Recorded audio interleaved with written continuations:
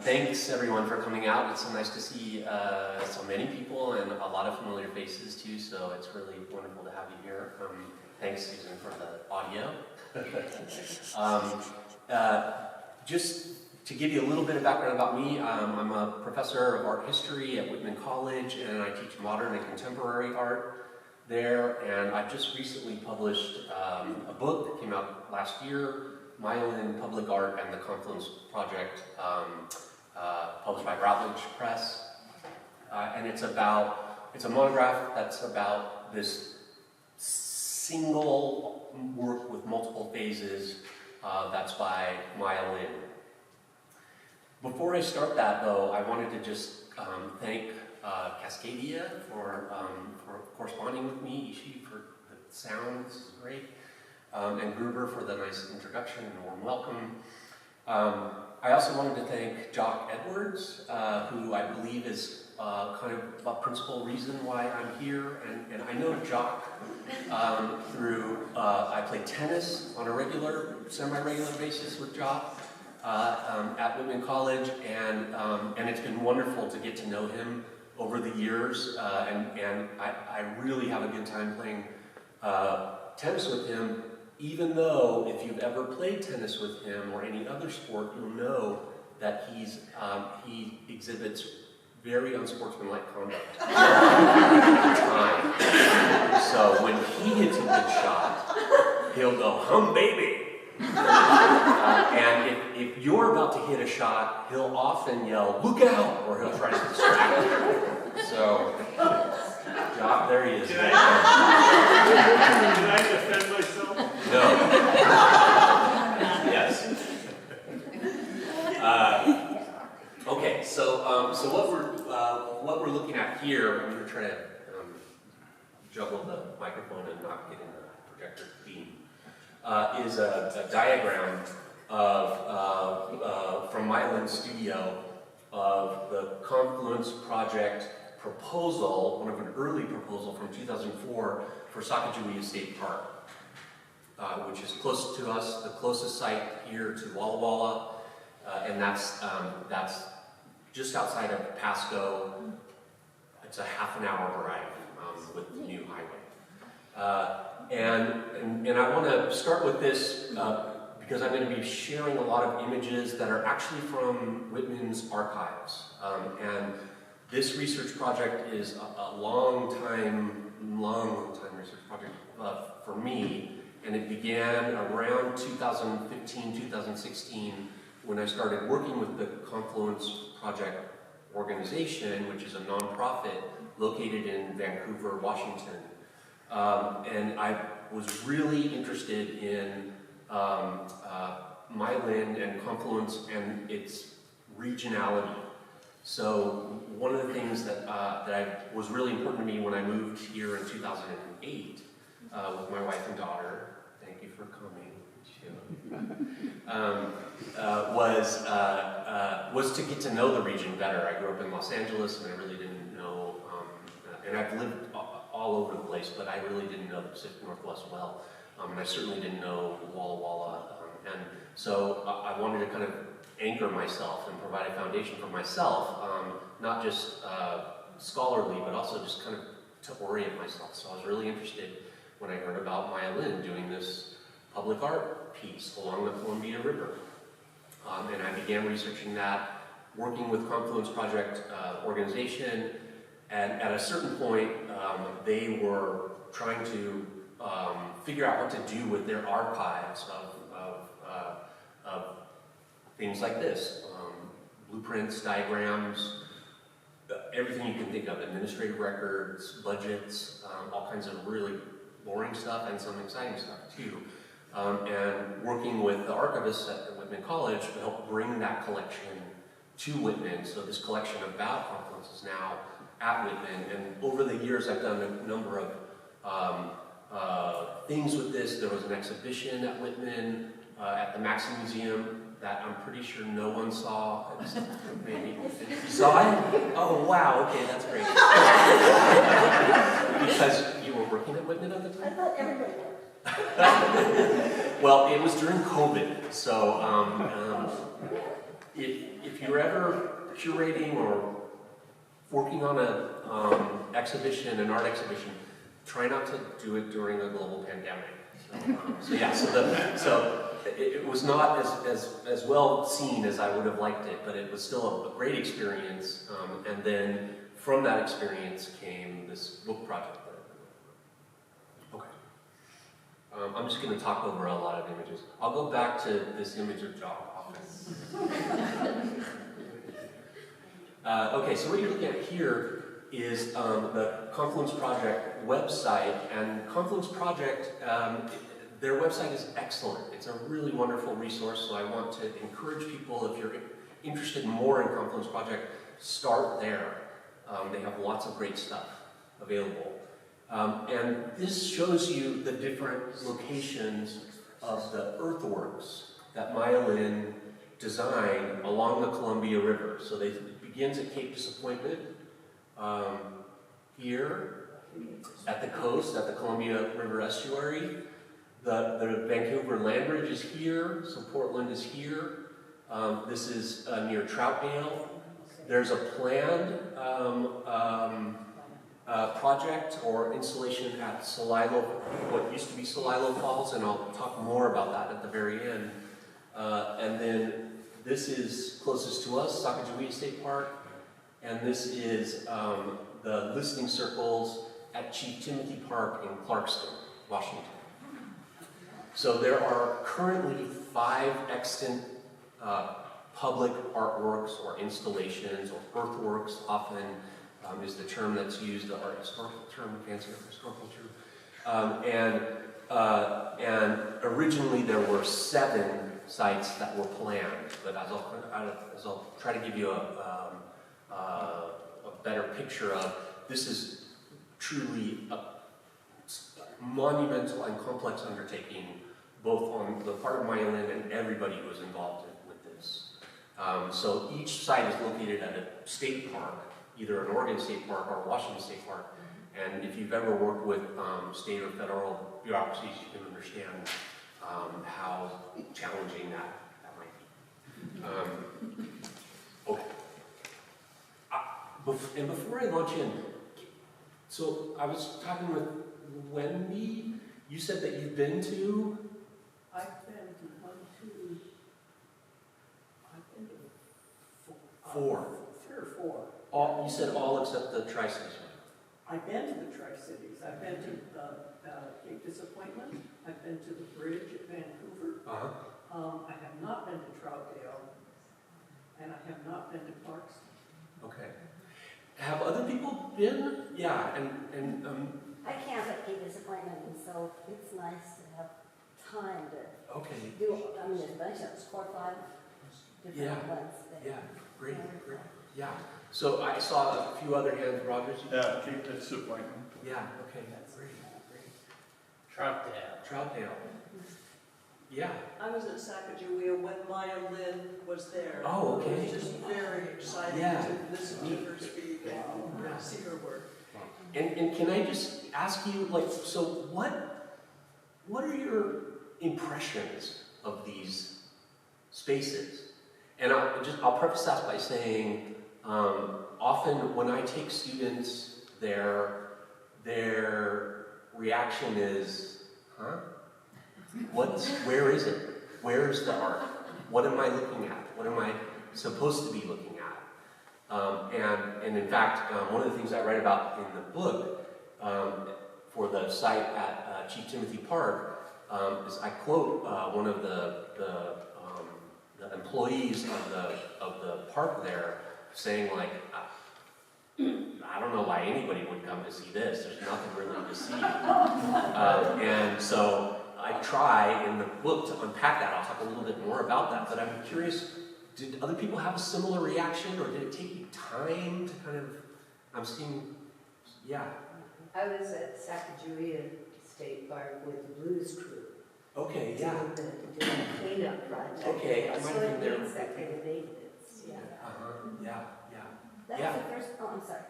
Sorry, in the back, yeah. I would add, I was also on that Blues Crew work party, and the second year that we did it, we were joined by some members of the Nimi Poo tribe. They came down and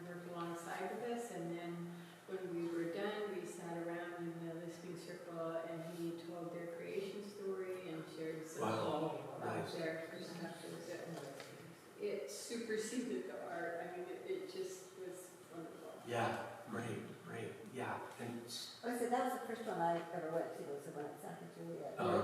Just walking around and reading The just text makes and sense. yeah, yeah, Place yeah, and they're all at river confluences, and that's the whole right. idea of it. Yes, thank you. So they're all, each site is at a river confluence, a confluence of a tributary of the Columbia, and they're significant points where Lewis and Clark stopped, camped, had interactions with the regional tribes, and Confluence is itself originated as a celebration or a commemoration, maybe is a better word, of the bicentennial of the Lewis and Clark expedition in 1804 and 1806. So, yeah, Well, they're a little hard to find. they're hard to find. You're right there. Yeah, And you still need to keep looking, yeah, or weeding. yeah, We would too. Yeah. But, it's worth it, but Yeah. it's just you gotta search. yeah, yeah. Is the one at Troutdale near the highway? It is near the highway. You've got to walk 3/4 of a mile from the parking lot to the bird blind, and I'll show some images of that in a second. Okay, it's like that little park on the sandy. Yeah, but you can always hear the traffic going by here. Okay, so let me give you a better picture, literally of some of these spaces, and then this is great. I would love to have a more conversational approach to this talk. So thank you for your comments. All right, Maya Lin, as I think probably most people, if not everybody, knows, most famous for her design of the Vietnam Veterans Memorial. Her proposal was accepted when she was still an undergraduate at the Yale Design School and was completed when she was 23 years old.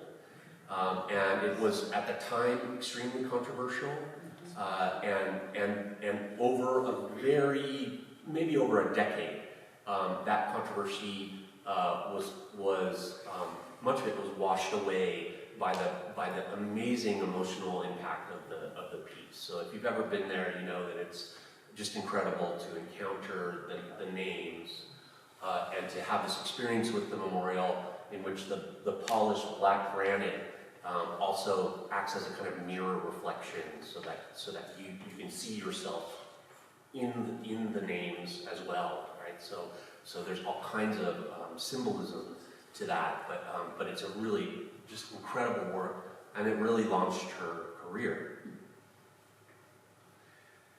She was asked to do Confluence Project by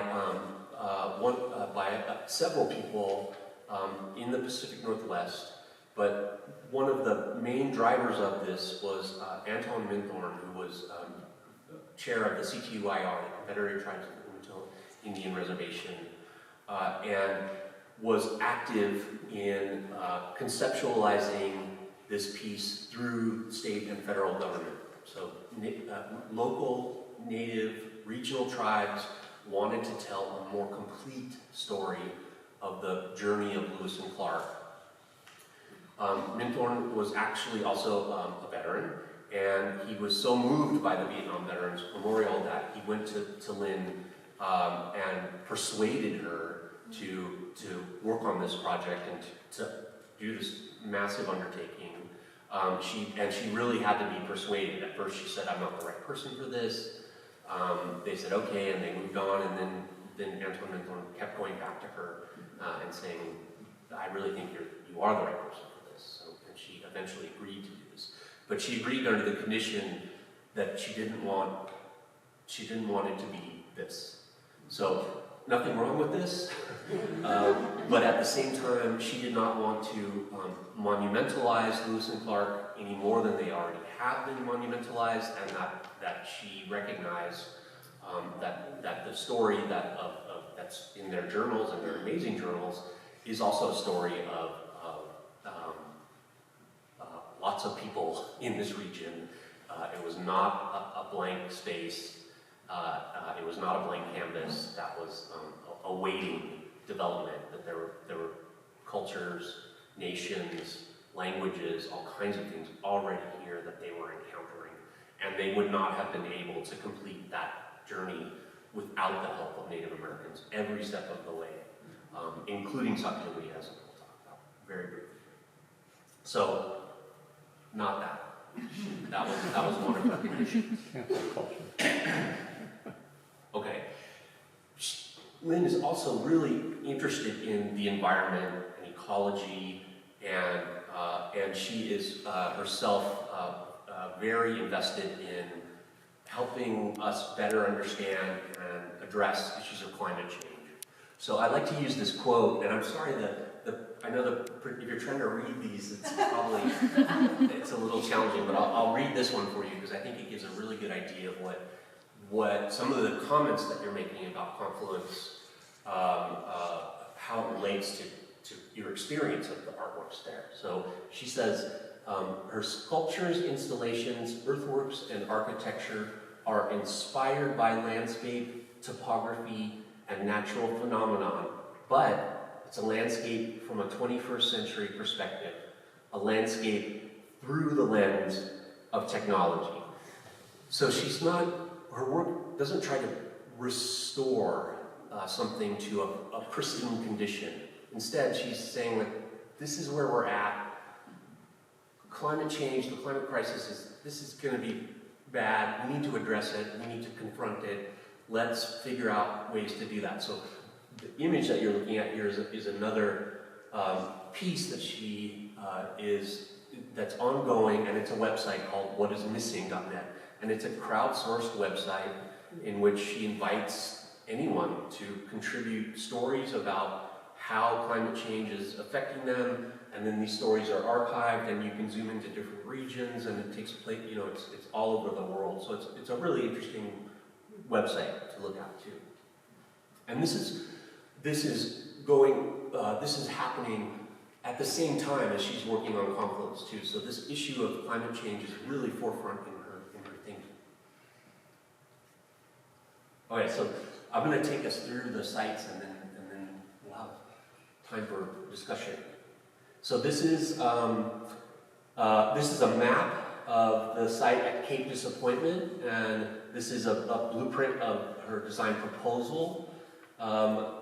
Cape Disappointment, this is Baker Bay, which looks east, and this is Waikiki Beach, which is close to the mouth of the Pacific, and the site installations are here and here and here and here, and what you can see here is a roadway that goes to, there's a parking lot and a campground here, but there's also lots of trails where you can kind of wander around and just experience the immediate surroundings. So one of the Baker Bay outlook is just that. It's a kind of peaceful spot to rest and look at the bay.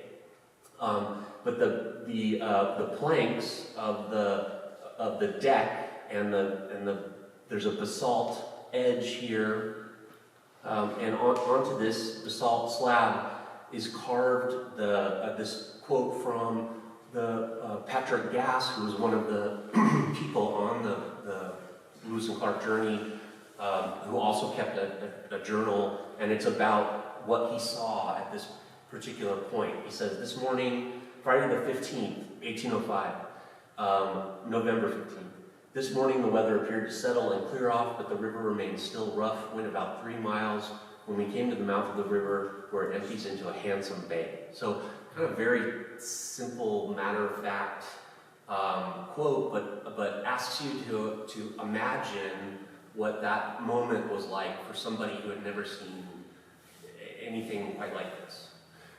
What's also interesting to note is that in the background is the decayed or ruined railway piers, posts that supported a railway that went from the mouth to the nearby town of Milwaukee. So that remnant or that ruin is also something that I think you're supposed to kind of recognize or encounter or think about. Nearby that space is a fish cleaning table, basalt fish cleaning table, and written into the top of the text, of the table here, is the Chinook origin myth. And part of the Chinook origin myth, the tribal origin myth, is one about fishing and salmon and the importance of salmon to the Chinook and to the region itself. But also, it tells you in this story how to cut the fish, the importance of cutting the fish the right way and how to cut the fish. So it's almost like an instructional manual here. And for a long time, it was working. This is a working fish cleaning table. And the last time I visited the site, it was not working. So, but you can see in this photo that I took, this guy here, he's actually using the fish cleaning table. On the boardwalk that connects Baker Bay to Waikiki Beach are written kind of contrasting stories. So the first is the story of from the Lewis and Clark's journals and where and when they were, and what they were doing when they were camped at Cape Disappointment, but also other Chinook praise songs. So the contrast between these two different cultures is there. It's visible underneath your feet as you walk, and the path takes you to an amphitheater, and then eventually to this cedar grove. And this is the stump of a cedar tree that would have been alive at the time of Lewis and Clark's encampment at the location. One thing to note, and it's a little bit hard to see in this image, these are cedar trunks, and it's mounted on these steel posts. But instead of trying to hide the posts, Lin makes sure to make them visible. She kind of wants you, I think, to notice that as you move around this space. Okay. Oops, sorry.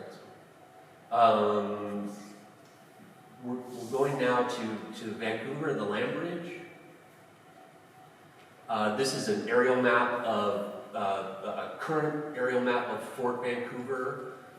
Here's the Columbia River here. This is the old fort and some of the historic grounds. But then also, this is an airfield. This is suburban tract housing, and this is a railway line, the Burlington Railway line here that runs right along State Route 14 here that connects Vancouver with 84 and with downtown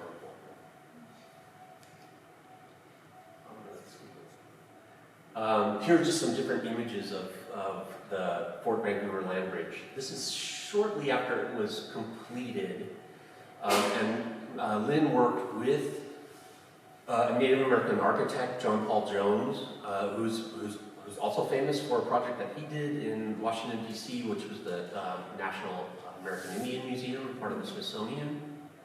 He designed that building, and he and Lin worked together on this site, although the project records that we have at Whitman indicate some kind of falling out, some kind of, their collaboration didn't, I think, go as smooth as they had hoped.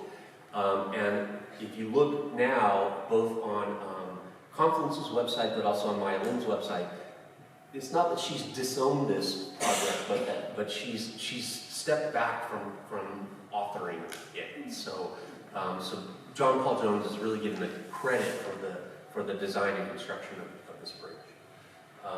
But what you're seeing here is, again, this is the bridge that extends over the highway. And what they were after when they were trying to do this was to reconnect the Klickitat Trail with the river. So one of the things that happens in the industrialization of this location is you have both the railway, then the highway that were built and bisect this physical connection with the river that was hugely important for Indigenous tribes of the region. So it's a symbolic act in many ways, but also one of the things that they're doing is trying to replant the indigenous plants along the bridge, and Lynn and John Paul Jones worked with a Native American artist, Lillian Pitt, on this welcome gate here. And then this picture in the corner, it's hard to see, but is a maquette or a model that we have in the archives at Whitman College, and this is on display in this exhibition. Okay, this just gives you a better view of the highway. So one of the things that I argue in the book is that you can't go to these sites, locations again, and experience what Lewis and Clark experienced when they were there. And that's the point. Lynn wants you, and this is intentional, she wants you to have a total experience of this, the good, the bad, and the ugly, for lack of a better term. And she does this by encouraging you to walk along the bridge here. If you go from the fort side, you come over here, and as you can see, it curves out in this arcing extension, and then you walk over here, and then you can go under the railway, and then you can go to the waterside part here. But that movement, right, is one in which you are meant to take in your surroundings in a 360-degree way, right? So she's actually physically encouraging you to look around and to look up and to look down, not to think about the artwork as something isolated and divorced from its context, which is often what we think about when we think about monuments or memorials. We're there to look at the thing and not think about what's around it. Lynn, this is a very different project. Okay, this next piece is the bird blind at Sandy River Delta, and this is a structure that is in a state park right off of Highway 84 along the Columbia River as you're driving to Portland, and you wouldn't really have to kind of make an effort to go there and to view this. It's not, there are no signs along the highway that say Maya Lin artwork, next exit. But when you do go, you walk into this park area, and there are trails, and this is another tributary of the Columbia area, and you walk kind of through some forested areas, and they're doing some riparian reforestation, and you get to this structure, which Lynn identifies as a bird blind, and it's made out of these wooden slats, and on the slats are carved different species that Lewis and Clark encountered at that specific location. So, in a way, this installation is the one that most resembles the Vietnam Veterans Memorial, I think, in that it's got text, it asks you to move around this space, it's close to the water, but it's also still close to the highway, and lots of industrial infrastructure that's in that area. You can't walk those trails and not notice the giant transmission towers that are there, and all the other kind of contemporary facilities. And again, that's Lynn, I think, saying that's important. But what's not pictured in this is, so this is the date that the species was encountered. This is the name of the species. Above here would be the scientific name of the species. And then even higher than that would be listed whether this species is still present, whether it's endangered, or whether it's extinct.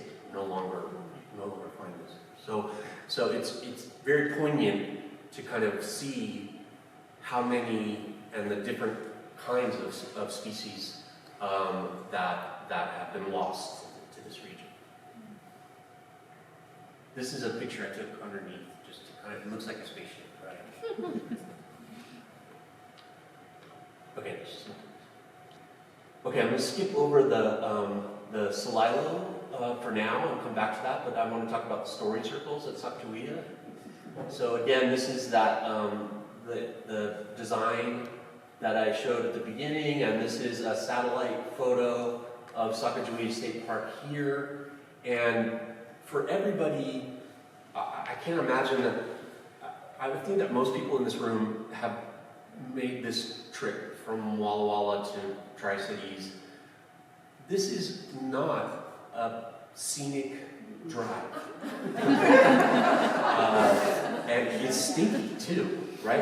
When you pass the paper mill, you got to close your vents in your car, and the industrial infrastructure that's at this area is kind of overwhelming, and you make your way through that, around it, and then you get to the park, and then you experience these story circles that tell the story, a much longer history of this location. So there are 7 story circles at Sacagawea State Park, and and of course Sacagawea State Park named for the Lemmy Shoshone guide who traveled with Lewis and Clark while carrying a baby on her back, and was their intermediary and was crucial to the success of that journey. The park, the different story circles here have different themes. So one of the themes that you're looking at right here is salmon, and these are all basalt. Some of them are raised out of the ground, and some of them are sunken into the ground. And this circle is for first foods. And then there's also a circle that's devoted to the damming of the Colorado River. So acknowledging the transformation of the river in the 2 centuries since Lewis and Clark's expedition through our energy movements. Okay, here's just some other images of that.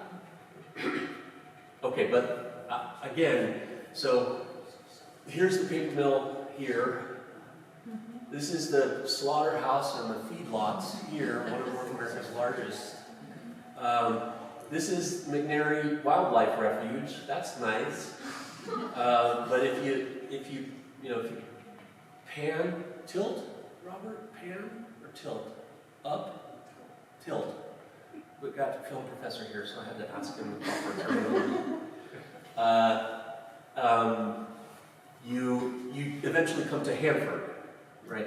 And that too, Hanford, this history is also, I think, very much a part of, it's something that can't be ignored, and that, again, that Lynn, I don't think, is wanting us to ignore. This is just a screen capture of the toxic waste that's improperly stored at the site and slowly making its way to the Columbia River. Not? Okay, so this is the listening circle at Chief Timothy Park, and this was at the dedication ceremony, so it sounds like some people might have been there too. But these are basalt benches arranged in a kind of amphitheater shape, and they too contain text from Lewis and Clark's journals. But on the day that of the dedication, when I was there, the Nez Perce did an amazing ceremony, blessing ceremony, drum circle, and it was a beautiful kind of interaction between Lewis and Clark reenactors and tribal members of the Nez Perce. Very kind of strange and awkward, but also really fascinating too. So here's a picture of Lynn with Nez Perce tribal elder Horace Axtell, and then this is just a more recent photo the listening circle. And again, I just point us back to that thing that I said at the beginning. There's not much to it, which is the quote from the employee of the park area. Why would you want to come see this? Well, there's nothing to see. It's just this kind of empty space. Okay, so the last site I want to talk about is Celilo Park, and this is really a complex, ambitious proposal. It has not been completed, and I honestly do not know if it will ever be completed. And here's why. So this is Celilo Falls. There's two images. Celilo Falls is one of the largest waterfalls in the world, but in North America, there's more water that went over the falls than go over Niagara Falls by cubic meter. And this was a place that was a cultural touchstone, but also provided food, provided interaction for thousands of Native Americans who would come from all over the region and beyond to interact with and get salmon and get food here. And in 1957, the Dalles Dam construction flooded the falls and made this lake here. So this is an incredible loss to the cultures that have treaty rights, but also to so many other Native American communities, nations, cultures as well. So there are four tribes that have treaty rights, and after Lin did a lot of work with them to try to figure out how best to commemorate this location, how best to honor this location, and there was a lot of conflict. Internal conflict and external conflict in terms of the U.S. Army Corps of Engineers has the ultimate say about what happens at this location, but the different tribes don't all agree. Lin proposed this arcing walkway that would extend out over the Columbia River at Celilo Park. So if you're driving towards Portland along 84, Celilo Park is just right there at the site. It's very nondescript. There's very little to attract people there unless you know that there is something there. And this would extend out over where the falls used to rage. And it too would have a boardwalk that would tell the story of Celilo Falls. There would be an interpretive pavilion at the entrance to this space. And just another image of this. And Lin acknowledged at the very beginning, so this is a photo of Lin and John Paul Jones giving a talk in 2004 at the Portland Art Museum. She says, we know this is going to be really challenging and difficult, and it may not ever come to fruition. But we still feel like this is what we've been tasked. We're going to move forward, and if we can't move forward, then we'll deal with that when the time comes. So the time has come, and the time came a few years ago in 2017 when the Yakima tribe, which is one of the tribes that has treaty rights to Celilo Falls, said, we don't want this. They had previously agreed to the construction, and the other three tribes have all said, including the CTUIR, said, yes, let's do it. The Yakima said, no, we don't want it. And when they said that, Lin said, I'm not going to do it unless they all agree to this. This space is a sacred space. It's already been decimated, and it's not our choice to continue on with this project if it's not warranted. So I have a short video clip of two tribal elders speaking about this. One of whom is Anton Minthorn. I think I'm just going to summarize it because so that we have a little bit of time to discuss.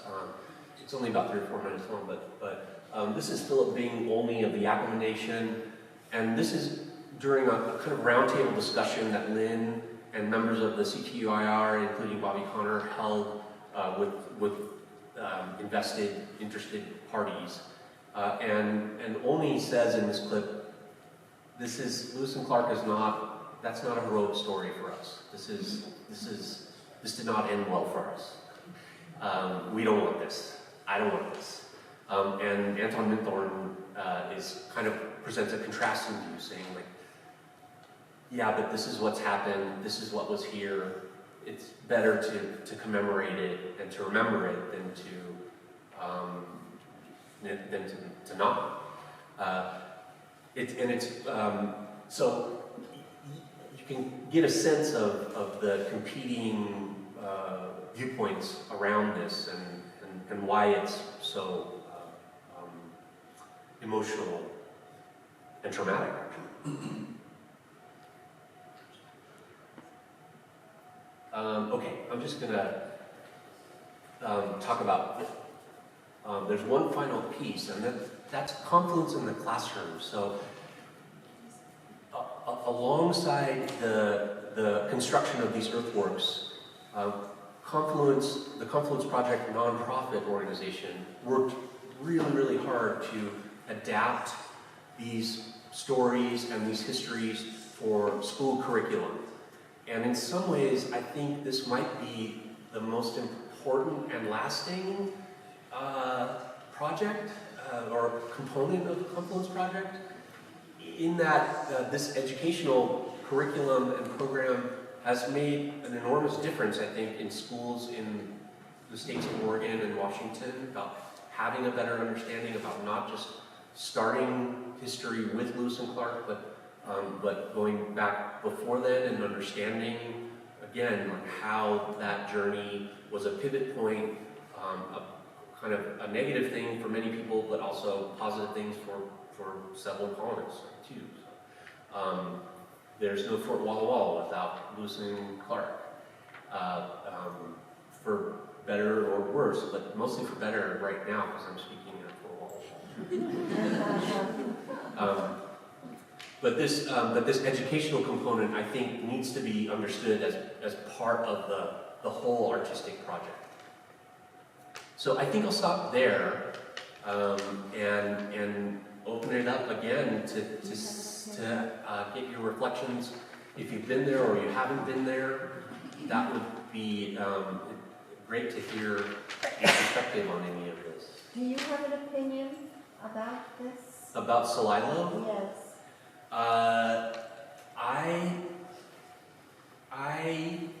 When I first started working on this, I thought it should be built. I thought it should be built, and the money was there. So it was fully funded.